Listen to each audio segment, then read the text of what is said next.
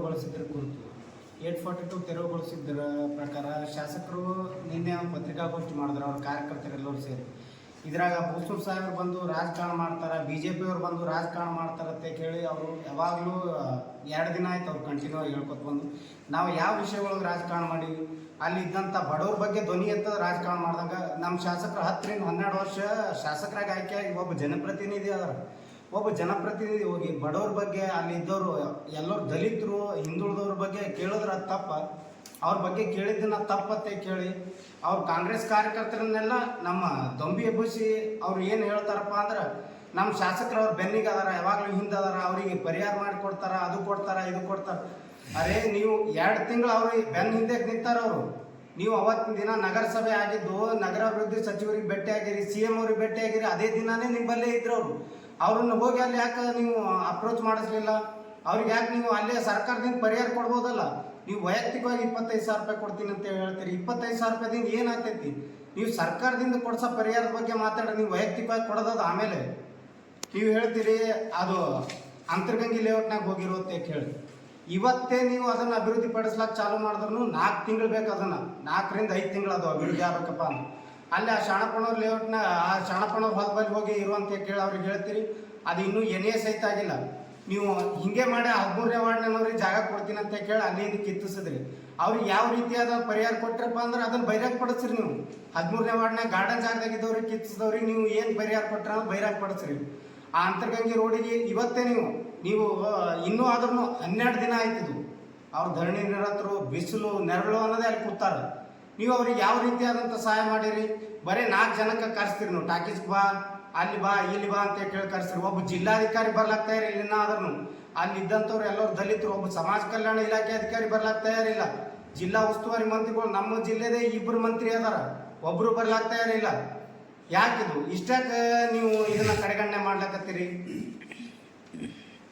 ನೀವು ಹೇಳ್ತೀರಿ ಮಾತೆತ್ತರಿ, ನೀವು ಮತಕ್ಷೇತ್ರ ನಾಯಿ, ಮತಕ್ಷೇತ್ರ ಮಗ, ನಾ ಲೋಕಲ್ದವ್ರು ನೋವು ಗೊತ್ತ ಅಂತ ಕೇಳಿ ಮತ್ತೆ ಅಲ್ಲಿ ಕೂತವ್ರೆಲ್ಲ ಲೋಕಲ್ದವ್ರೇ ಅಲ್ಲ. 20 ರಿಂದ 25 ವರ್ಷ ಅಲ್ಲಿ ಇದ್ದವ್ರು ಅದಾರ.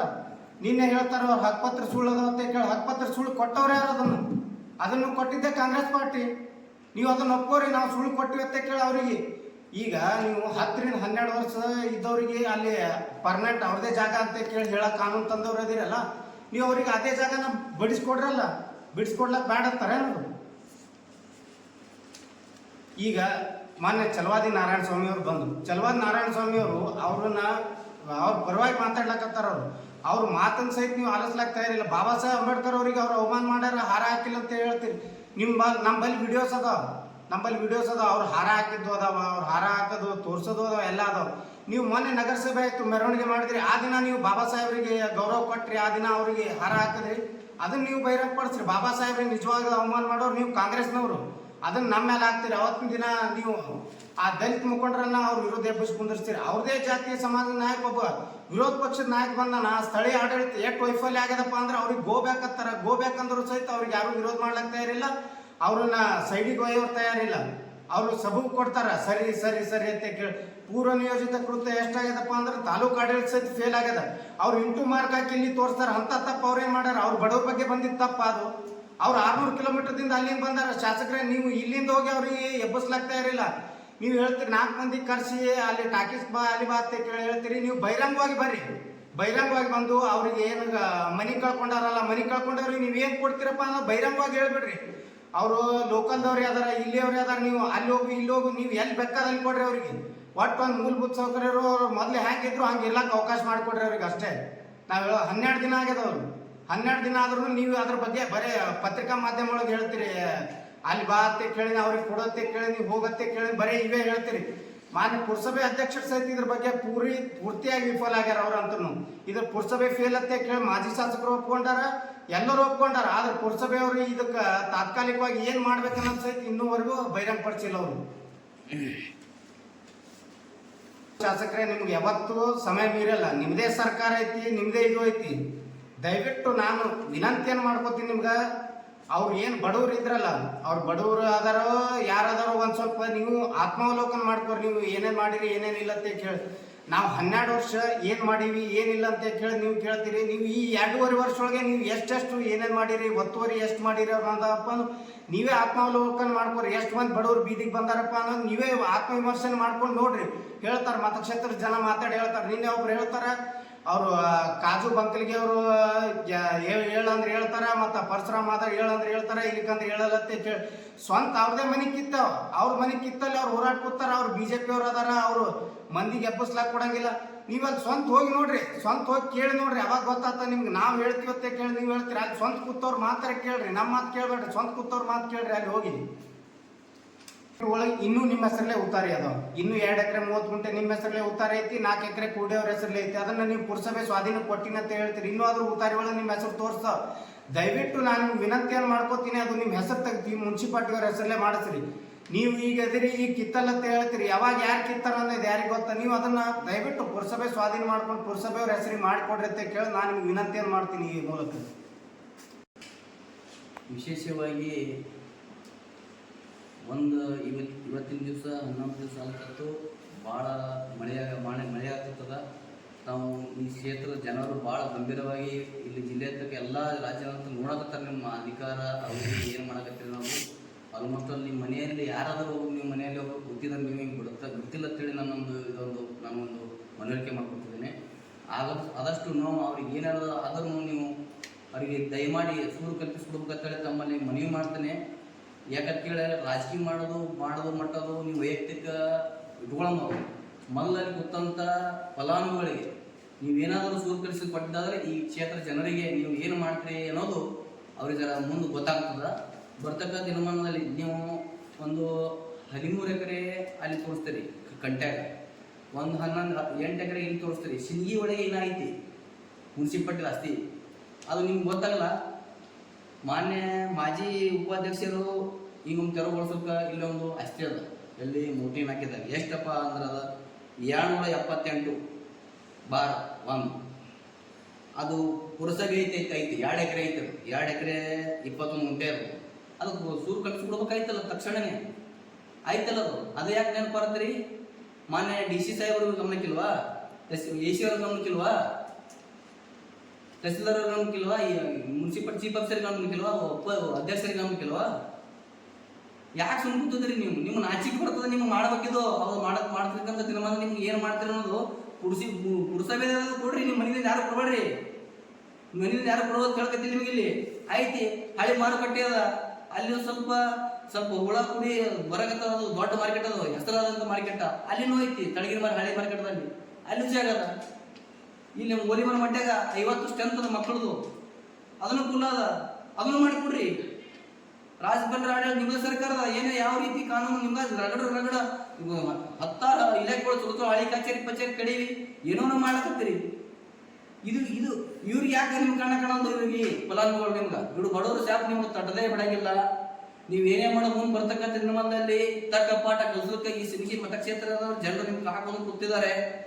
ನಿಮ್ಮ ಹಳ್ಳಿ ತೋಡ್ಕೊಳಕ್ಕಾಗಲ್ಲ. ಅವ್ರು ತೋಡ್ಕೊಳಕ್ ಹೋದಲ್ಲಿ ಅವ್ರಿಗೆ ಏನೋ ಬ್ಲೇಮ್ ಮಾಡ್ತೀರಿ ನೀವು, ಹಿನ್ನೆಲೆ ಫೋನ್ ಹಚ್ಚಿ ಧಮಕಿ ಹಾಕ್ತೀರಿ ನೀವು. ಏನಿದು ಸರ್ವಾಧಿಕಾರನ ಇದು ಸಿಂಧಿಗೆಯಲ್ಲಿ? ಹೇಳ್ರಿ ಶಾಸಕರೇ, ನಿಮಗೆ ಕೇಳ್ಕತ್ತಿದ್ದು ಸರ್ವಾಧಿಕಾರನ ಇದು? ಮಾಡಿಕೊಡ್ರಿ ಬಾ. ರಗಡೆ ಐತಲ್ಲ ಮುನ್ಸಿಪಾಲ್ಟಿ ಇನ್ನ 8 ಪಾರ್ಟಿ ಜನರದು ಗೋಳ ನೋಡ್ರಿ. ಅದು ಕೋರ್ಟ್ ತಲೆಭಾಗ, ಅದೇ ಎಣ್ಣೆ ಮಾತಿಲ್ಲ.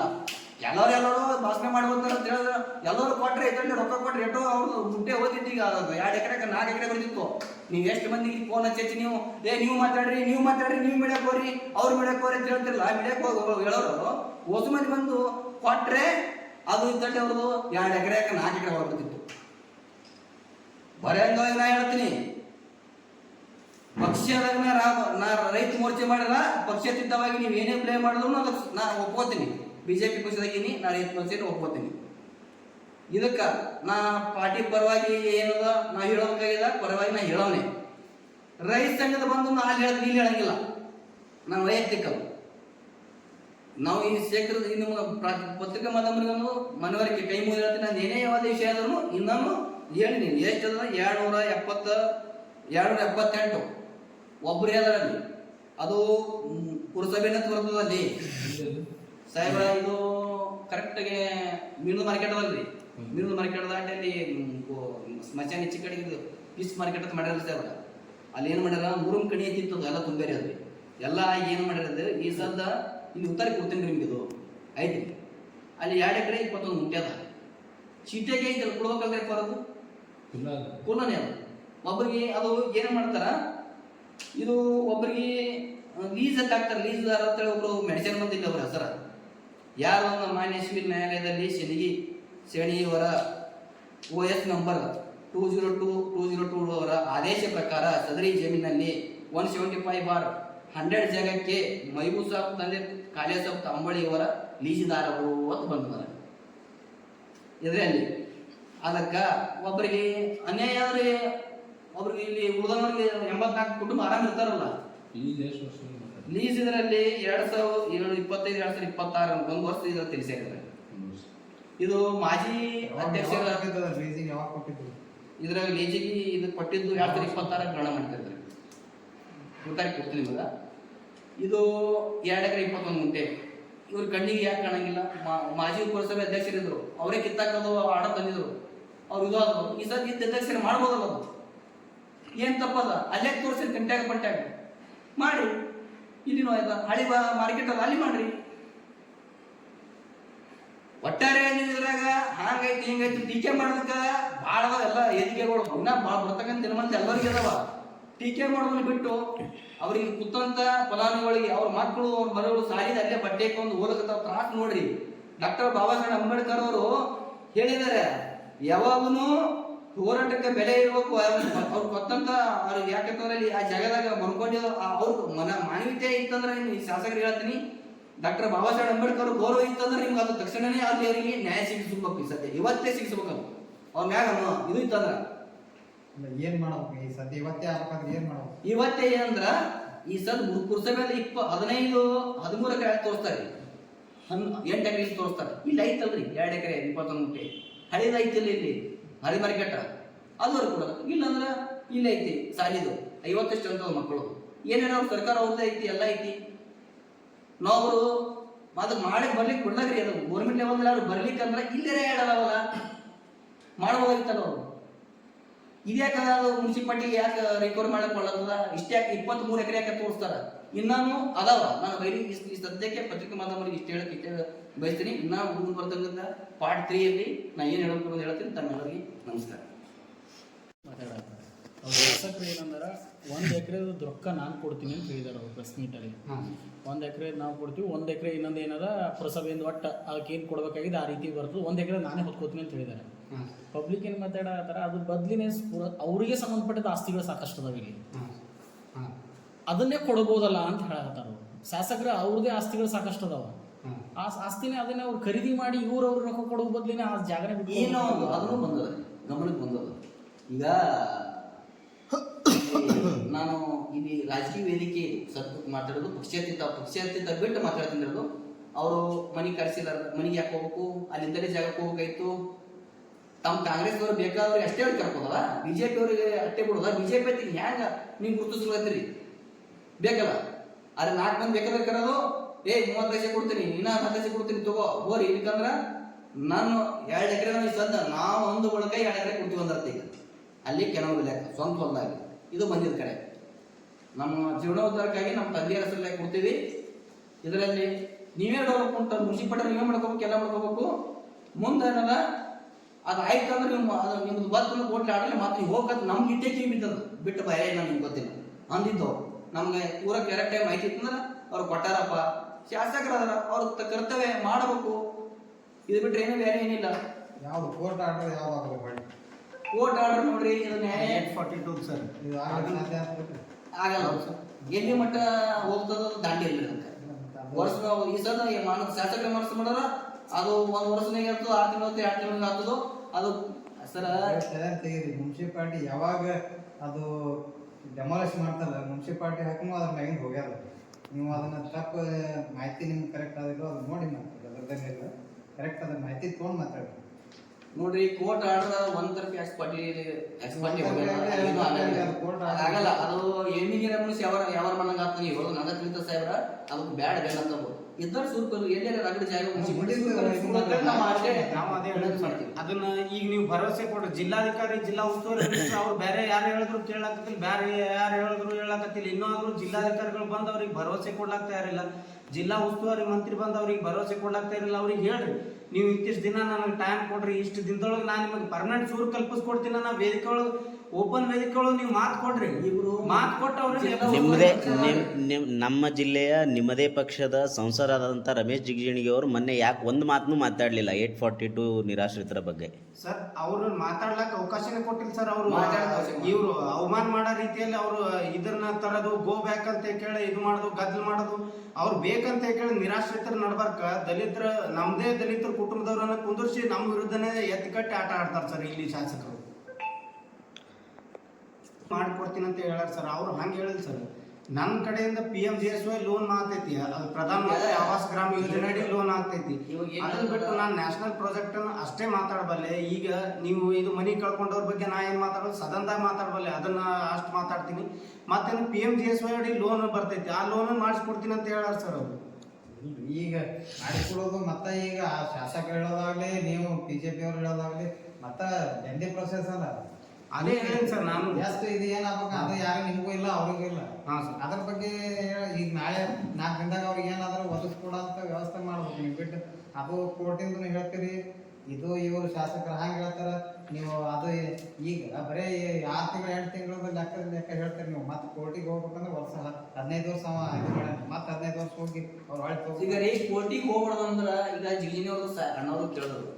ಅವ್ರು ಏನಂದ್ರೆ ನರೇಂದ್ರ ಮೋದಿ ಅವ್ರ ಏನದವ ಅವು ಮನಿ ಅದ ಪ್ರಧಾನಮಂತ್ರಿ ಆವಾಸ್ ನಾವು ಮಾಡಿರ್ತೀವಿ. ಅಲ್ಲ, ಈಗಾಗಲೇ ಅಲ್ಲಿ ಇರುವಂಥ ಜನರು ಆ ಯೋಜನೆ ಒಳಗೆ ಫಲಾನುಭವಿಗಳೇ ಅದಾರ. ಮತ್ತೊಮ್ಮೆ ಹೆಂಗೆ ಆಗ್ತದ ಅವರಿಗೆ? ಒಂದು ಸತಿ ಇದು ಆಯ್ತಂದ್ರೆ ಅಲ್ಲಿದ್ದಂಥ ಜನರು ಈಗಾಗಲೇ PMGY ತಗೊಂಡವರು ಅದಾರ ಅದ್ರೊಳಗೆ. ನೀವು ಮತ್ತೆ ಹೊಳ್ಳಿ ಅದನ್ನೇ ಸೌಲಭ್ಯಗಳನ್ನು ಕೊಡ್ತೀನಿ ಅಂತ ಹೇಳ್ತೀರಿ, ಅದು ಹೆಂಗೆ ಸಾಧ್ಯ? ಹಂಗಿರೋದು ಒಂದು ಫಲಾನುಭವಿಗಳು ಎಲ್ಲ ತೊಗೊಂಡಿರ್ತಾರ, ಒಂದು ಸತಿ ಅದ್ರ ಮತ್ತೆ ಬರಲ್ಲ. ಬರಲ್ಲ. ಅದನ್ನ ಬೇರೆ ಅವ್ರ ಮನೆಗೆ ಇನ್ನೊಂದು ಯಾಡ್ ಮಾಡಿ ಮತ್ತೊಂದು ಆಧಾರ್ ಕಾರ್ಡ್ ಮಾಡಿ ಮತ್ತೊಂದು